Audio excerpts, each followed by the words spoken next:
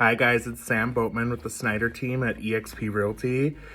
I am hopping on here to talk a little bit about some tips for selling your home in the winter months here in Minnesota or Wisconsin.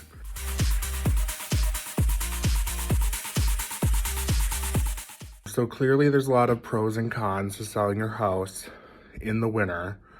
If you're thinking about moving forward with selling your house in a less competitive time, there's some things to be strategic about when selling your house in the winter months. Pricing your home competitively is always going to be a good thing to do, just to make sure that you're getting the most eyes on your listing as possible, and also making sure that the competition for your house is high.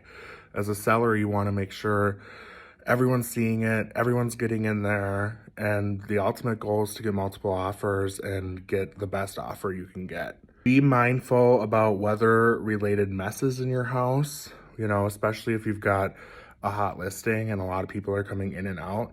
You want to plan for snowy shoes and salt and making sure that your sidewalk is salted and getting your entryway cleaned up and all that good stuff. Making sure that your heating system is totally good, totally ready to go. That's going to be one of the first thing any home inspector is going to look at in the winter.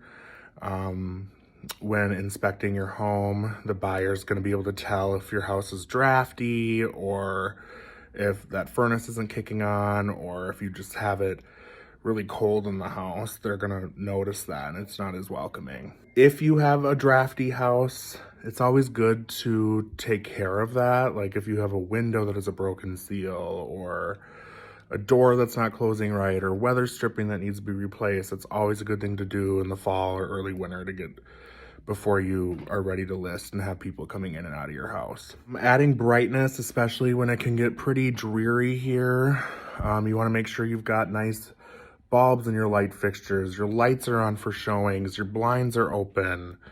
You want your house to look as big and as bright as possible during showings this time of year, especially when it's getting dark early. Making sure your house is ready to go is even more important during this time, because people aren't spending much time outside walking around checking out the yard. They're checking out the house and really making sure that everything's up to par. One thing that a lot of people do, especially if you're living in your home, or even if you're not, you can ask your agent to bring a pan and some throw in the oven cookies and baking before an open house or showings, just to give the house more of a homey smell and vibe overall.